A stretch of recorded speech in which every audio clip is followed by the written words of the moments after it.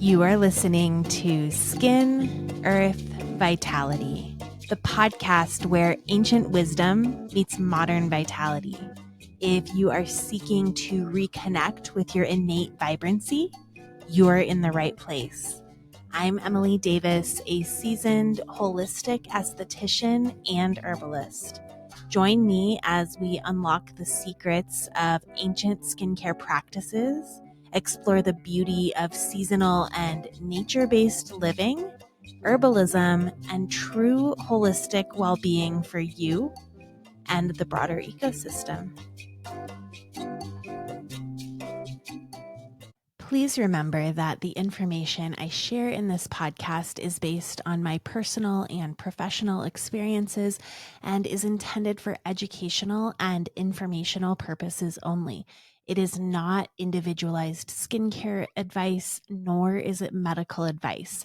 I encourage you to take charge of your own health decisions and listen to your body, seeking out the resources and professionals that best support your wellness journey. Welcome in. This is episode 32 of Skin, Earth, Vitality. I have an interview that I'm really excited to share with you guys today. I chatted with Melissa Birch. Melissa is an acne-focused naturopathic nutritionist who supports women in their 20s, 30s, and 40s with clearing acne. She believes there's another way, a new way to clearing acne without restrictive diets, medication, or harsh topical prescriptions.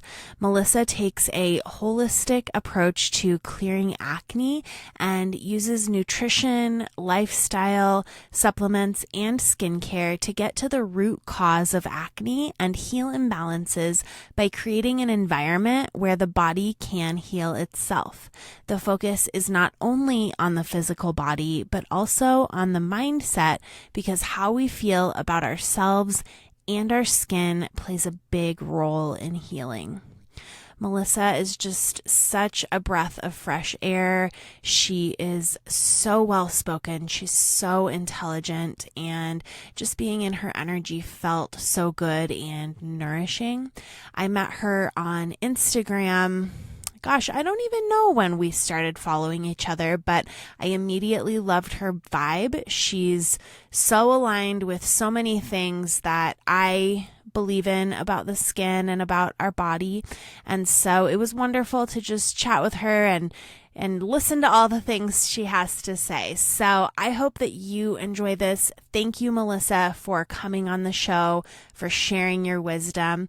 I will be back next week. And until then, enjoy the episode. So, welcome. I want to start so this is for those listening, we had a little bit of technical difficulties. So when we started before, I forgot to ask my new icebreaker question that I'm very excited about, which is, what is a wellness or self-care or skincare trend that you swear by? And then what's one that you just can't get into? Oh, that is such a good question.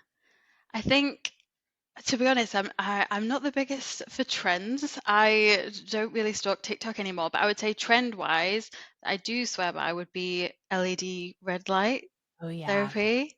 Yeah. That one is incredible. I love doing that. Yeah. And then one that I don't really stand by, I would say, this is again, on the skincare, I would maybe say like some Korean skincare or like Yes. a full Korean skincare routine. I Not feel always a that fan. too. hmm Yeah. And I agree. I'm really not one for trends either. And especially, I'm so excited to talk about nutrition because I feel like with trends, it can get so incredibly overwhelming and confusing. And I find that the more that I just retreat back to ancestral knowledge and ancient wisdom, I am so much healthier. I'm able to manage my weight so much better. My skin is better. So I'm right there with you with trends. And for those of you who I've already introduced you in the intro here, but I'd love for you to introduce yourself and tell us a little bit about your background and how you got to where you are now. Of course, definitely. So, well, for those of you who don't know, my name is Melissa. I am well, so excited to be here today. So thank you so much for having me. I'm a naturopathic nutritionist and an acne-focused acne nutritionist. So with all my clients, I specifically work with acne. And the reason for that is because of my own acne journey. So, just to kind of explain a little bit about my work, I take a full holistic approach when it comes to symptoms. So, in naturopathic medicine, it's never just about focusing on the acne and healing the symptom alone. It's always about diving deeper into why that symptom happened in the first place. And there's always going to be a few reasons for that, or what we call the root causes. So it's all about working on the root causes, and then the symptom will start to heal itself. So in naturopathic medicine, the symptom is referred to as the branches, and then the root cause is obviously the deeper, what's underneath the surface and what's going on. So it's never what we think. So a bit of a background about myself then and my acne journey, and really what led me here is I pretty much struggled with acne most of my life. I started having breakouts before I even started my period. I started my menstruation when I was 11. So it really does go that far back. And I think Wow. of my, yeah, it's quite far back, definitely. And, I think about my acne journey really in two different parts. I have my teenage acne journey, and then I have my adult acne journey. And the reason for that is because when I was a teenager, I did what everyone does. You go to the GP, you get referred to the dermatologist. The GP, for me, he printed out a handout, told me nutrition has nothing to do with the skin, and I kind of just ran with that because you don't know any better. So, I was trying the topical treatments. I was rubbing sort of like antibiotic lotions on my face before school and taking all the medications. So I didn't really take the contraceptive pill because it gave me headaches, but antibiotics, rounds of antibiotics, and then eventually at 16, I did go on Accutane, and that really sort of separates my adult acne journey to my teenage acne journey, because the first time I went on Accutane, it did actually clear my skin for about 2.5 to 3 years before in my 20s my skin really started to break out again. And in my teenage years, I was really interested in health, being healthier, but it was never from a skin standpoint. It was always from like a weight standpoint. So um, this is why my main acne journey that I speak about now is in my 20s, so sort of like adult acne. And it started, so I'm just going to speed this up so that I'm not here for ages, but I find talking about this quite interesting. Um, but yeah, so in my 20s, I was a student. I moved away to study fashion. I was really interested in fashion at the time, but I was also interested in health. And I think I had so much free time that I just started to watch a ton of YouTube, and I came across veganism. And this is where my skin went from being really quite, completely clear. I would get compliments all the time on my skin to I would gradually started to get breakouts around my chin. My hormones really started to move out of balance. And it wasn't because of veganism being wrong as such, it was because I was obsessed really with the high carb, low fat movement.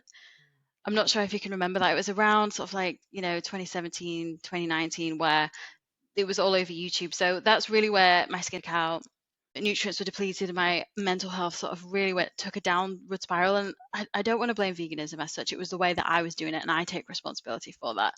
Um, anyway, fast forward, my skin progressively started to get worse. It went from my chin up to my jawline, down my cheeks. My forehead was congested. And I really, really wanted to heal this a natural way. So I changed all my skincare, was all natural products. I was drinking celery juice, turmeric and ginger shots. And obviously, I wasn't having any dairy. So I was really trying to take a holistic approach, what I thought. So I was taking probiotic powders and things like this. But I realized that it wasn't working, and I really had to work for my mental health. I really wanted to clear my skin. So I did go on Accutane for the second time reluctantly. But unfortunately, this time it just did not work. And at this time, I had already enrolled in the College of Naturopathic Medicine because my skin journey is so connected with my personal life journey. I know that my skin got a lot worse when I was really starting to question what I wanted to do with my life career-wise, if I was in the right relationship, what path I was heading down. that sort of like those sort of like debilitating thoughts which led to the anxiety then started to I could see it on my skin essentially. So when I changed my life, I really did change my skin. So I was studying naturopathic nutrition. After the Accutane didn't work and then my face was covered in texture again, I did start working with a naturopath myself to work on my root causes. And that's really what changed my life and my perspective on this journey. Because at the time, I knew I was meant to be in naturopathic medicine and to do naturopathic nutrition, but I wasn't really sure what it was. It was just sort of like that inner calling, that intuition really guiding me there. So I followed that path, worked with a naturopath, and then in 8 months, my skin was clear, and I've really taken that forward into the journey that I take with my clients now. So I will say the physical side, obviously my skin cleared, but my mental health journey was a lot longer than that. So that kind of summarizes my journey. How long were you on Accutane the second time? So it was just before COVID, and I think I was on it for about 6 to 8 months. I was on quite a Oh, low dose. wow. I was on about 30 milligrams, but I kind of like maxed out the amount that I could take for my um, height and weight. And I will say I didn't take the contraception at the time that it was prescribed to me, so I was just on the Accutane. Okay, interesting. And you didn't see any change with it that second I time? I did see change with it. So my side effects the second time were awful. I don't remember any side effects the first time. And this is what at the time I found was really strange. I was convinced this would work for me. It worked the first time. Why wouldn't it work the second time? I know now that my liver was overburdened and my gut was not in the place. So, of course, it didn't work. But my skin cleared in the sense that the cysts went. But I just had this like braille texture. So the presentation changed. It was more where it was like red, cystic, and I posted pictures on my Instagram. But it went to this like texture and it was almost like all over my face. And I see this with my clients when they've been on antibiotics and Accutane, the presentation sort of shifts. It's now this like texture and it's almost like your skin is so dry, that sort of like rebound effect. But yeah, that's sort of like what happened. But the side effects for me weren't pleasant at all. Yeah, I can imagine. Wow, that's fascinating. It's just amazing how everything is so connected and how your liver is such an important aspect of skin health.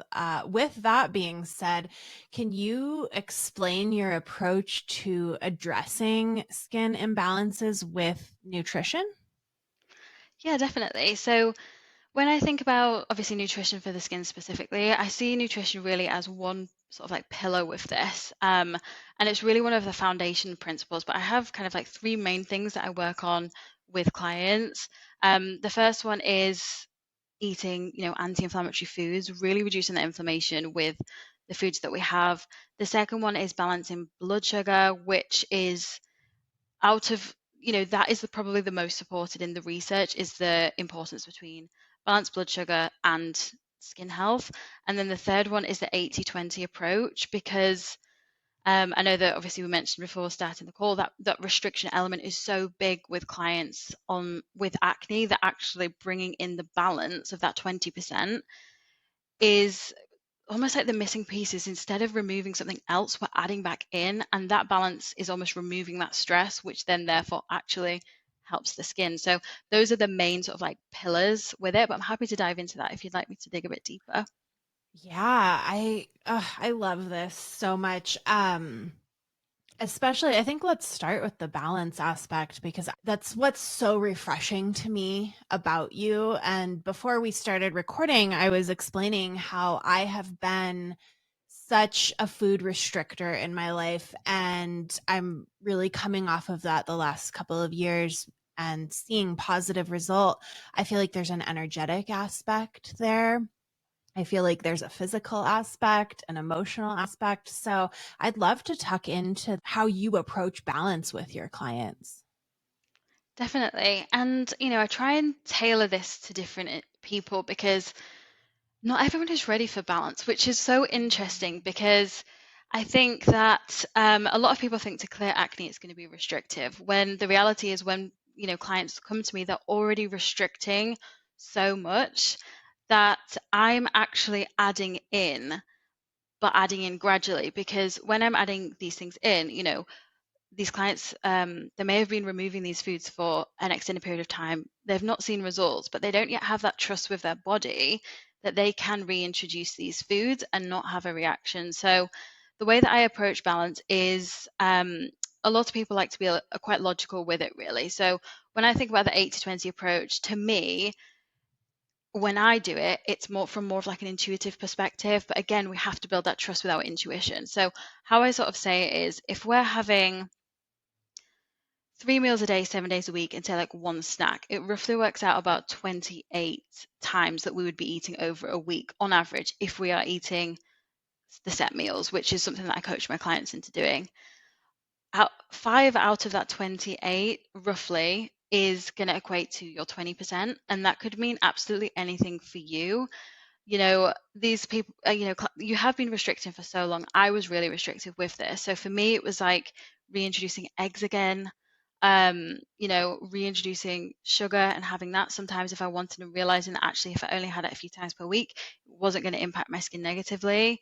I had a client recently who actually what she wanted to reintroduce was things like Greek yogurt and peanuts. Now, I think you almost realize how demonized certain foods are in this line of work when those are the foods that they feel like they can't have. And it almost makes me feel quite sad. So I always have a conversation with my clients, do you feel restricted? If you feel restricted, why? And what is it that you're missing? How can we incorporate that into your nutrition in a way that, you're still going to get those results, because ultimately they've come to be, you have a goal, you want clear skin. I want to help you get there, but we want to do this in a gentle way, because ultimately we want you to feel safe and we want you to trust that this is going to work. And at no point do I want anyone to feel restricted. So, having those conversations to realize what it is that you want and where can we fit that in. How long on average, because you are taking a gentle approach, and so I assume maybe it's a slower approach, and everyone's different, obviously, but on average with your clients, how long do you see it for somebody to get to their skin goals? So I would roughly say average is about 6 months. Now there are Okay. people that will, they will do it in 3 months. It really does depend on the root causes, and of course some people can take longer. For me, it did take a little bit longer. So the program that I create for my one-to-one clients is about 6 months, but at the end of that, it will sort of have, you will have that maintenance support in case it does take longer, because it is definitely difficult to put a number on it. But yeah, I would say average 6 months. Now, obviously, some people will just go all in 100%, but not everyone. So it's so personal to each person. But to answer the question, I would say about 6 months. Yeah, that makes a lot of sense. And I think that's a good rule of thumb to maybe expect to give yourself that type of patience for that long. It's not going to be 1 month and everything's different, which is what I know that it's so tempting to want that and wish for that. But for some people, I'm sure that that is possible, not to Mm. put, a restriction on time of for what's possible. Um, and then so you talked about blood sugar. What does that look like when you're working with people? How could somebody approach healthy blood sugar? That's such a good question. And I think there's almost misinformation about this now, because, our body is supposed to have a response when we do have something with carbohydrates. That is Yeah. the way that it should be. Insulin does rise, and that is the process. What we want to avoid is spikes and crashes in blood sugar throughout the day.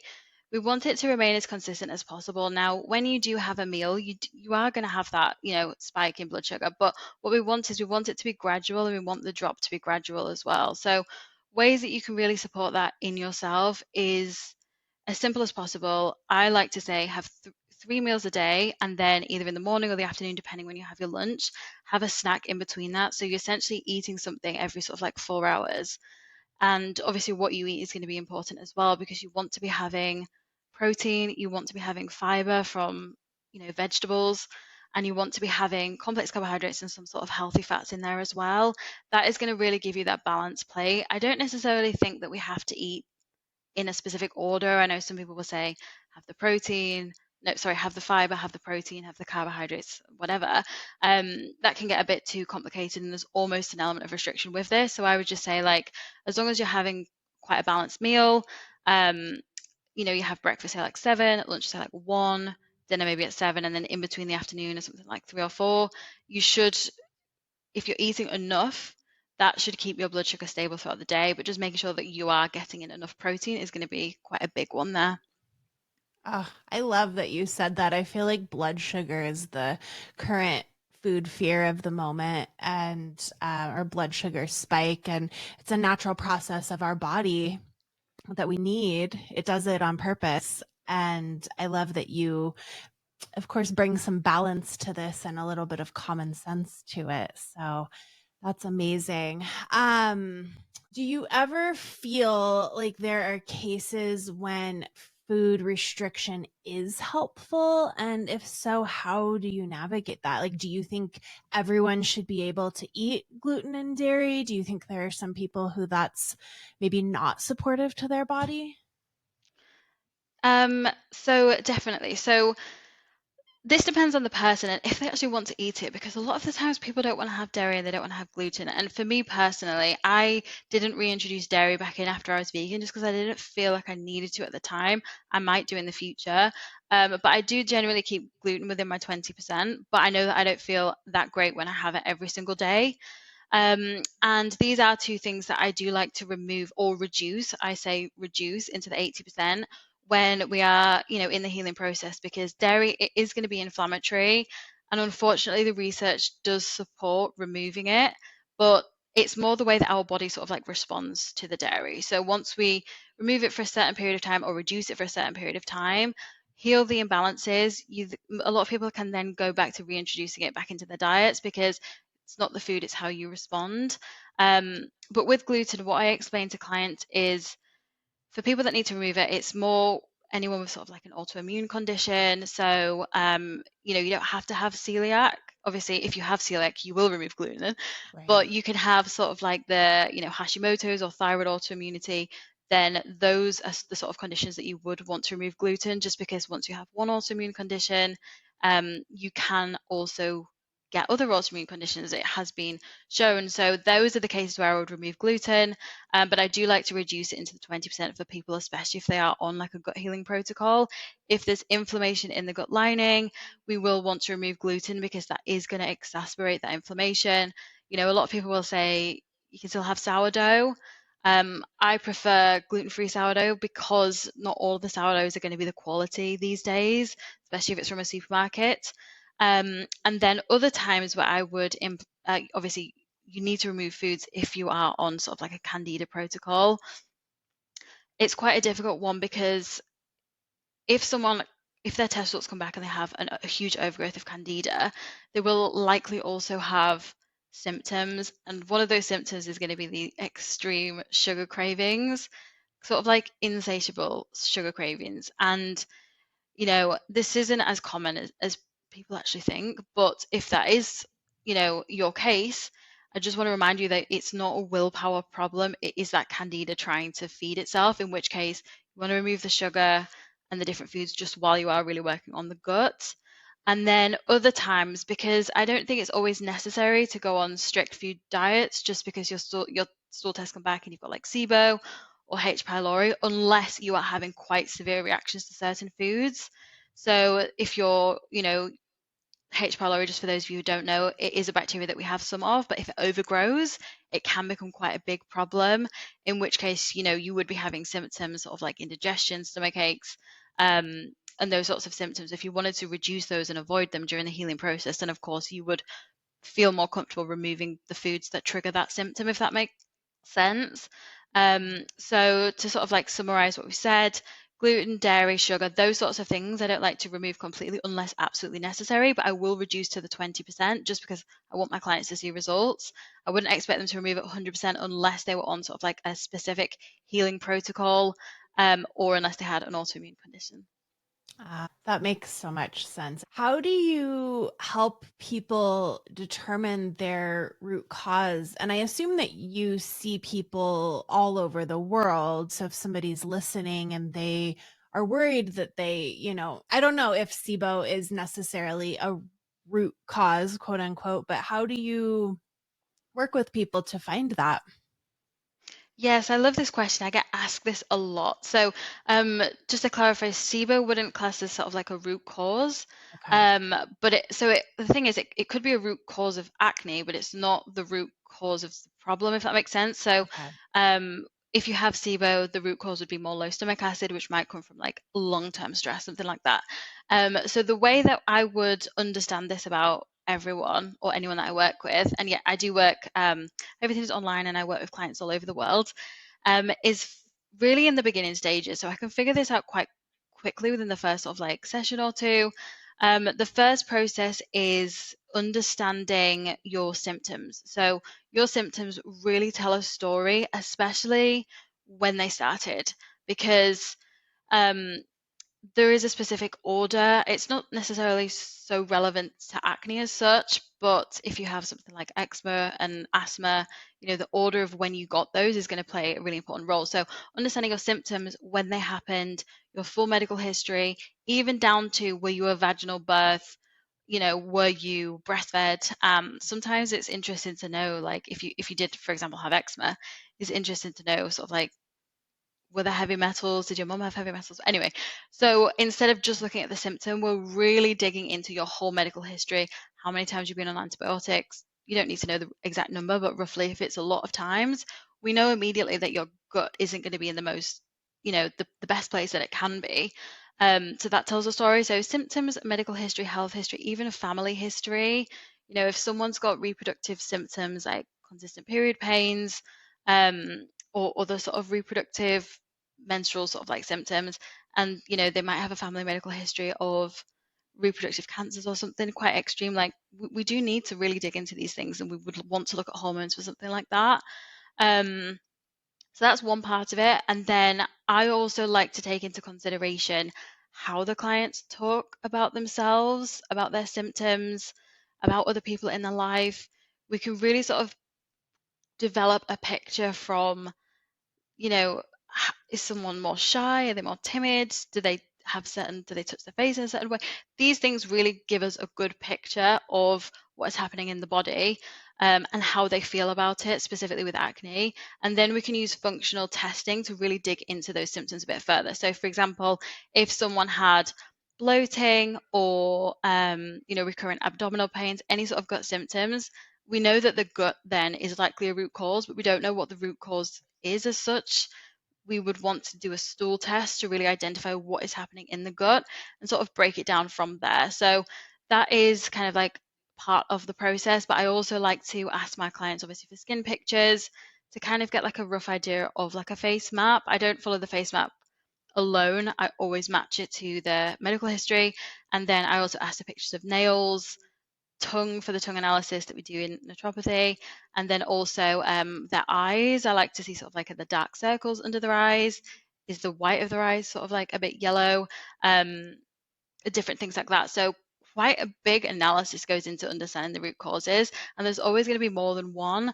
But typically there's, a lot of the time with acne, we can really narrow it down to stress and low stomach acid. Those really go hand in hand as root causes of things like any sort of gut symptoms and things like that. But because everything is so connected, that is why there's always going to be multiple root causes. Yeah, I feel like we don't think about that very often. We want to pin it down to one root cause. But you're right. It's always so layered. There's always multiple things happening at once, and there's so much more nuance than just that one thing that it could be.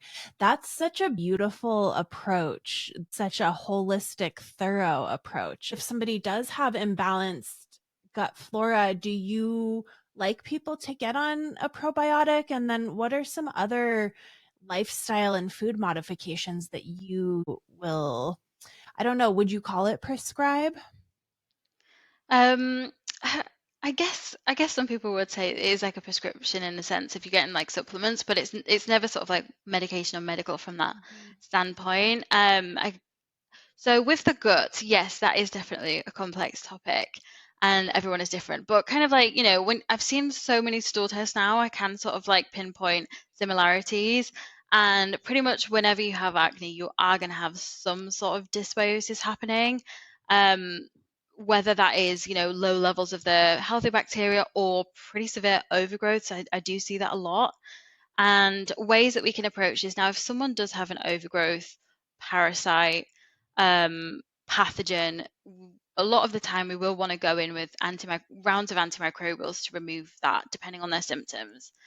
Now, I would never recommend someone do this blindly. You would want to know what's happening, because if you don't have an overgrowth, which also happens, and if you've recently been on antibiotics, probably don't have a lot left, is obviously see what's happening, because the microbiome is so delicate. And if you already have low levels or depleted levels, you wouldn't want to go in and kill anything off, which is where we want to be careful with trends such as like berberine. We've seen that. Sure. I know that went around TikTok for a time. That is just going to wipe out all of your beneficial bacteria as well. So you really want to be careful. So I wouldn't necessarily just go in with a probiotic, because what can happen is people will get really high levels of lactobacillus strains and bifidobacterium bacteria, because these are the two, they are anti-inflammatory bacterial strains that have a lot of benefits, but they're in all of the generic probiotic strains. And what can happen is you then have an overgrowth of those bacteria, but your other bacterial groups are more depleted. So we still then have to go in and feed the other bacteria. So it really depends on your symptoms and where you are at in your journey. So a lot of the time I would do like what's called like a 5R protocol. So you remove anything that needs removing, repair the gut lining. That's huge, because all barriers in the body are connected. So if your skin barrier is damaged, you can really work on that topically. But if it's not really, you might be missing the fact that your gut lining is also inflamed, and you have to work on that as well, because the barriers are so connected. And then it's sort of like rebalancing the gut and re-inoculating it back in with beneficial bacteria. So there is a process to this. It depends on what's happening in your microbiome. So I would just say be very careful just choosing a probiotic off the shelf, because it probably won't be right for you. And in fact, I much prefer the prebiotic approach, because then you're feeding your bacteria as opposed to just adding back in.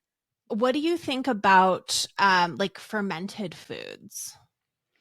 So this is a really good question, actually, and it is a tricky one, because I will take people off fermented foods Okay. if I don't know what's happening in their gut. If you're bloated, I would get you immediately off those fermented foods, because if you already have an overgrowth, we don't want to feed that overgrowth. Mhm. So you might find that you're having these, sauerkraut, kimchi, even yogurt, Mhm. and you're thinking, I've done this research, this is supposed to be half of my gut, but like I feel so bloated. Maybe you're having more sort of like histamine symptoms as well. um just pull that right back, because what you really need is more of like a stool test and a personalized approach. But if you want to build diversity with food, just make sure that you are eating a diverse range of fiber in general. So like fruits and vegetables, legumes, beans, lentils, complex carbohydrates. You want to keep the skin on your potatoes, your sweet potatoes. That is going to be more beneficial than just sort of like going for the sauerkraut, because, you know, it's more popularized these days. That is my opinion on that. But otherwise, I would say you've gone through a gut protocol, you know that you want to feed your microbiome, you've worked with a practitioner, then by all means go in with the fermented foods. Or you can sort of like try it yourself and see how you feel. I know some people will say that you want to have a little bit multiple times over the day, and it can take some time for your gut to really sort of regenerate itself. But then you just got to make sure that you are actually passing a stool every single day consistently. So I wish it was more simple, and really rein it back to a simple advice. It would just be aim for multiple different types of vegetables over your week. That is going to be really beneficial for you. Mm, that's so interesting. Thank you for explaining that. And then as far as other like lifestyle modifications, I know that you talk on your Instagram a lot about mindset. So I'd really love to talk into how you work with people on mindset and what you think that what role that plays with skin. Definitely. And I really love this topic as well, because, your mindset is, it's going to be so connected with your gut. the mental and the physical are so connected. So if you're wanting to really support your gut, get yourself out in nature, breathe in that fresh air, and that is going to help with your microbiome as well. And not to underestimate chewing your food when it comes to the gut, but more specifically on the mindset aspect. What I've noticed with clients and obviously my own acne journey is we we really fixate on the end goal, which is to clear the skin. But what happens is if you do clear the skin and you haven't worked on your mindset, is you end up in this sort of like fear cycle of constantly feeling like your acne is going to come back. Anytime you get a spot, you get that same panic. And this happened to me the first time I cleared my skin after I'd been on Accutane. I felt constantly stressed about my acne coming back. I was like, I don't, I don't want to identify as this person anymore. But you almost have to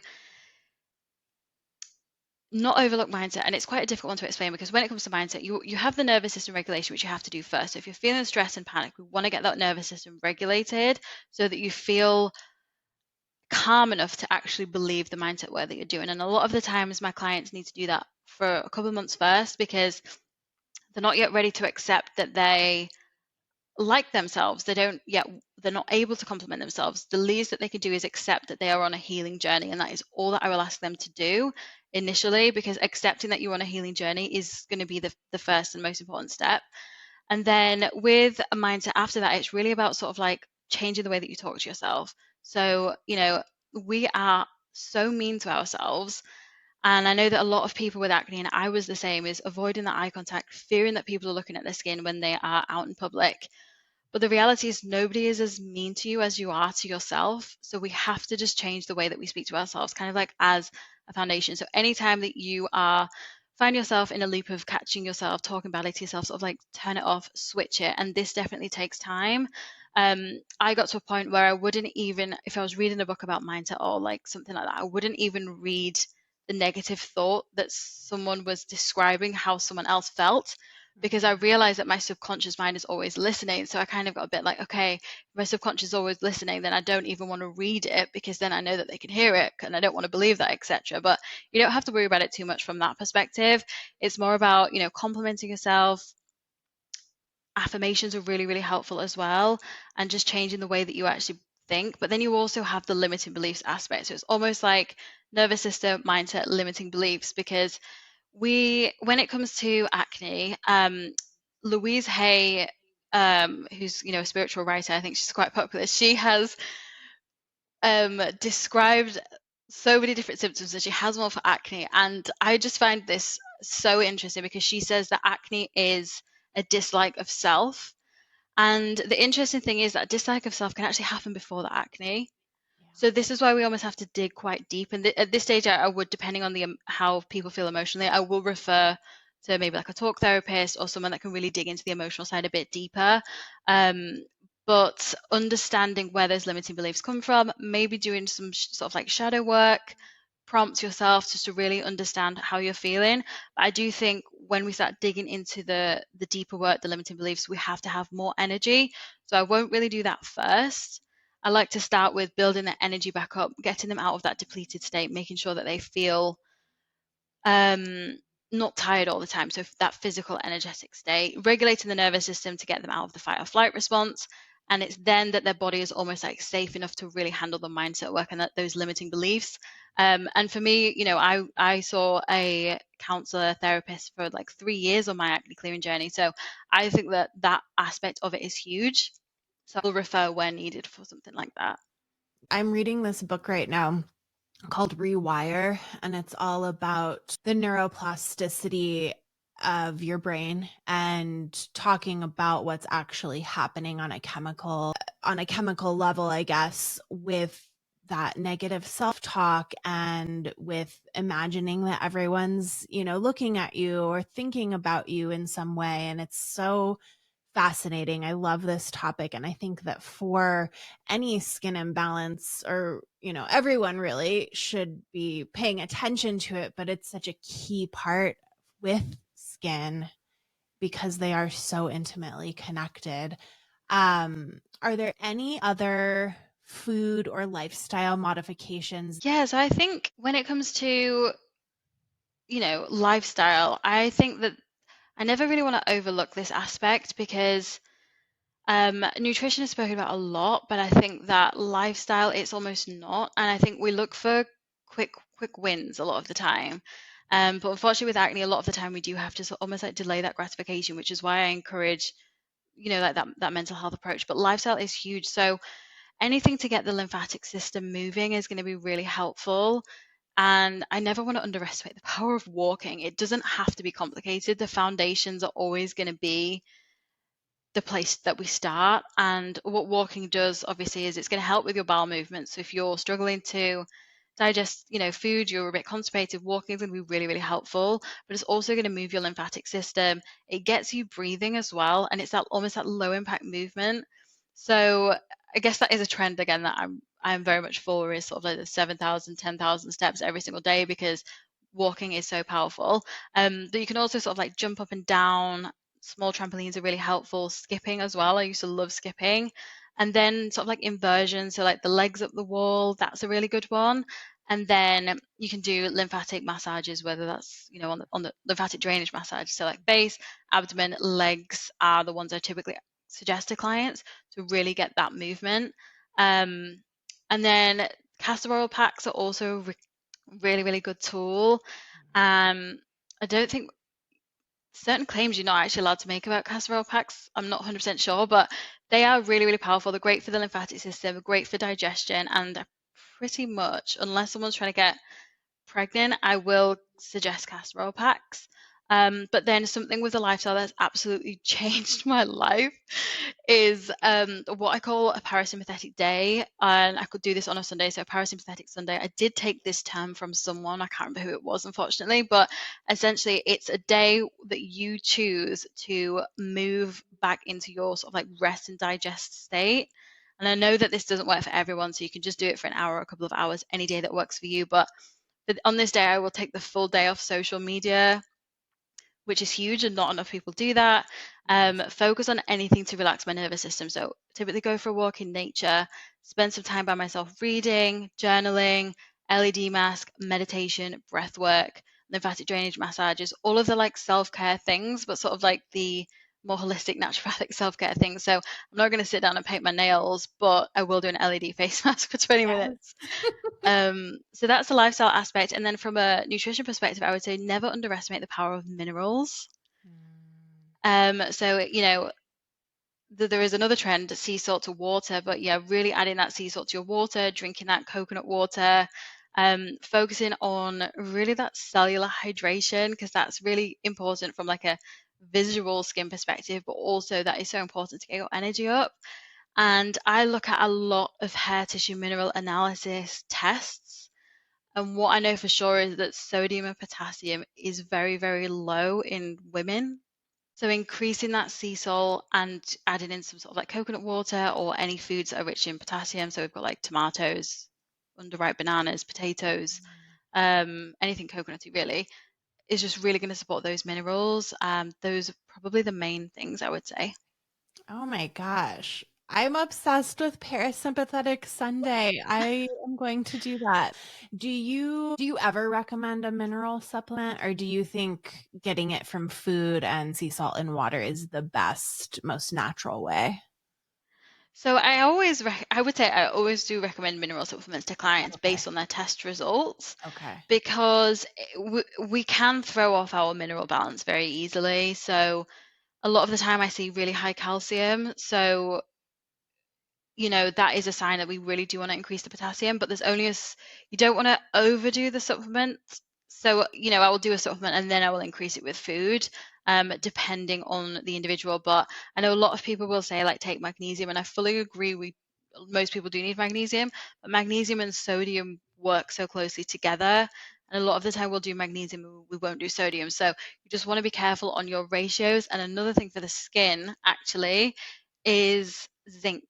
And I rarely recommend zinc, and if I do, it's based on their test result, because when we increase zinc, that is going to throw off the zinc to the copper ratio, and what can happen is then we get certain hormonal imbalance symptoms, whether that's increased testosterone or, typically that would be it. But you do just really want to be careful when supplementing zinc, because I will see really high zinc quite often. And it's not enough to supplement zinc with copper. You really want to know what's happening in your body first, is what I would say. But yeah, I do like to do mineral supplements depending on test results.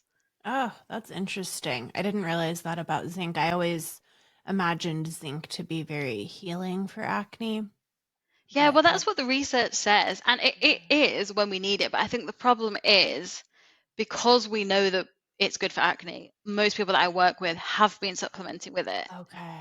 which is why their zinc is so high, Okay. whereas they may have needed it, if that makes sense. Yeah, that makes total sense. That's fascinating. If there's Definitely. someone who's listening who's currently experiencing acne, um, what would you recommend as like first steps? They haven't done anything. What would you recommend as first steps on their healing journey? So with this, I would really just start with the foundations. So just to kind of go back on the minerals thing, a lot of the time an electrolyte supplement will be good for most people, as long as it doesn't have calcium in it. So if it's just sodium, potassium, maybe some magnesium, like the element ones, Yeah. that is good. And I would also include that in the foundations as well. So a really good electrolyte supplement that doesn't have sweeteners, sugars, things like that. Other foundations are things like sleep. So for me, if I don't get enough sleep, that is probably like one of the reasons that I would wake up with a spot, is lack of sleep. And as women, we do want to aim for around 9 hours per night, because we do want a little bit more. And I found out recently, if you are menstruating on your period, you even want to aim for like 10. But if you can land at Wow. 8, that's going to be minimum. Um, the other thing is walking. So I would say this is a really strong foundation, because it is that daily movement and aiming for like 7,000 steps. I would encourage you to do one thing for your nervous system every single day, whether that's getting out in nature for like a walk without any headphones and completely alone, um, if it's safe, of course. A self-love meditation, you can just find them on YouTube. EFT tapping, if you really want to dig into the nervous system, that one I suggest a lot. So any one thing you can do for your nervous system. So we've got sleep, steps, electrolytes, nervous system, and then I would focus obviously on food as well. You want to focus on 3 balanced meals per day, and ideally have them at the same time every single day. Ideally have your breakfast within the first hour of waking, and ideally be eating sort of like every 3 to 4 hours. So in terms of a balanced meal, what this means is half a plate of vegetables. So that's sort of like your fiber, your main fiber, your nutrients. You want to have a quarter of the plate of protein. This can be animal protein, plant protein, or both. And then you want to have a quarter of the plate of complex carbohydrates. So this is sweet potato, quinoa, rice, white potato, those sorts of like food-based carbohydrates. And then about a thumb-sized portion of healthy fats, like olive oil, avocado, something like that. Those foundations are the things that, if you do consistently for a couple of months, you will start seeing improvements in your skin. And then on top of that, we can really dig into your deeper root causes if you do have more significant symptoms. But what I do with my clients is that after we understand the root causes and we go through the process that we discussed earlier, I will then just move into the foundations to get those right first, before we even dig into any of the liver detoxification, gut work, parasite cleanses, hormone balancing, because if you don't have your foundations in place, you're never going to be able to maintain the clear skin that you have at the end. You're really going to struggle to see the results anyway, because we don't just want to be jumping to like the next best supplement, like probiotic supplement, if we're not even eating a diversity of vegetables. So focusing on that, along with chewing your food and the things that you were probably told to do as a child that you haven't continued to do, are going to be the most important things to start with. Yeah. Oh, that's so good. I'm glad you mentioned twice now chewing your food.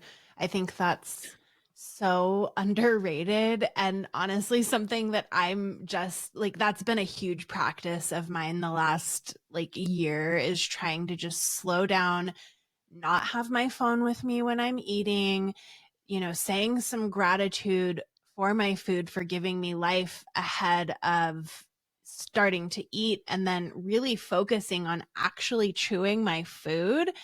It's kind of hard when you're not used to being mindful about that. And so I think that's, of course, the first part of our digestion and a huge foundation for digestion. So I'm really glad that you mentioned that. Gosh, you were so well spoken and so full of wisdom. How can people who are as in love with you as I am right now work with you and find you and just be part of your world? Oh, thank you so much. No, that means a lot to me, definitely. So, um, the main place where I am pretty much every day is on Instagram. So it's at Melissa Birch Nutrition. So if you want to send me a DM, I'm happy to have a chat with you. And then otherwise, if you want to just read a bit more information about myself and what I offer and my one-to-one program for acne, you can visit melissabirchnutrition.co.uk. And if you wanted to, you can also book a discovery call through that. Okay, perfect. I will put those in the show notes so that people can find that directly from wherever they're listening right now. Is there anything else that we missed? Do you feel like? I feel like we definitely covered quite a lot of things here. I didn't We touch did. too much, obviously, on skincare because I wanted to go into really the nutrition side of things. And I know that you talk a lot about skincare anyway. So I think we've covered everything, unless you've got any other questions. Well, really quick, I would love to hear your thoughts on skincare because, well, first of all, your skin is so beautiful and it just looks so healthy. You've definitely got a great barrier happening. Um, I would love to hear your thoughts quickly on skincare. Of course, no. So I feel like with all my processes, I really just break it down into 3 steps to make it easy for myself and to explain. So with skincare, I pretty much have kind of like 3 steps. So removing pore clogging ingredients for acne specifically, repairing the skin barrier, hydration, and then optimizing exfoliation as well, depending on where they are at in their journey. Because a lot of the time with acne, the products are so harsh and the barrier is really, really disturbed. So I like to remove pore clogging ingredients just to remove the extra congestion because even though I know not everyone breaks out from every single pore clogging ingredient, if you're already inflamed, you are just sort of adding that fuel to the fire. So I like to remove them. Create a really simple skincare routine and I will really pare back the exfoliation. So I never suggest products which have multiple exfoliating ingredients in them. I really do like to keep it simple and then just hydrating the skin internally and externally as well, just to make sure that things are well hydrated, repaired, just glowing, things like that. I just feel like that's so important. And then when necessary, I will bring the exfoliation back in because we've got to have the exfoliation as well. Sure. Yes, because acne is on the surface, we have excess skin cells turning over, and so exfoliation can be very beneficial. What skincare do you use? So the cleanser that I use is the Elia foaming cleanser, Okay. or the foam cleanse. It's very gentle, but it's very good at removing makeup. I'm obsessed with the PAI Century Flower Barrier Mist on a Ooh, cotton wool pad. So I don't cleanse in the morning, I just do this. I will spray it onto a cotton wool pad. Even though it's like a liquid, it is so hydrating. If I don't use it, then my barrier will get flaky. So I do rely on that one a lot. For serum, I've recently introduced the Clear Stem Blue one. I forget the name of it, okay. but I wasn't really using a serum before, but I do quite like that one. It's the only product that I have that does have a scent. Moisturizer, I use the Purito Oat in gel moisturizer. Ooh, And then SPF, I will use the Indie Wild SPF, which is incredible. It's fully mineral and SPF 50. And then for exfoliation, I will do this. Sometimes I'll just oil cleanse with like an argan oil. yeah. Sometimes I just use a muslin cloth as like physical, but otherwise I will use the ordinary mandelic acid, and that's pretty much the only chemical one that I feel that I need. I don't use sort of like retinol anymore. Well, your skin's gorgeous. Mm. Well, thank you so much for your time, for your wisdom. I know that I got a ton of value out of this, and I know that my audience will. And I'm just so grateful. So, thank you again for being here. Thank you so much for having me. You're welcome. All righty. We will be back next week. And until then, be well. You've been listening to Skin, Earth, Vitality. If you liked what you heard today, consider giving me a 5-star rating. It helps other people just like you find the show. You can shop products and find all of my offerings on my website, stratumaesthetics.com, and follow me on my social channels at Stratum Aesthetics.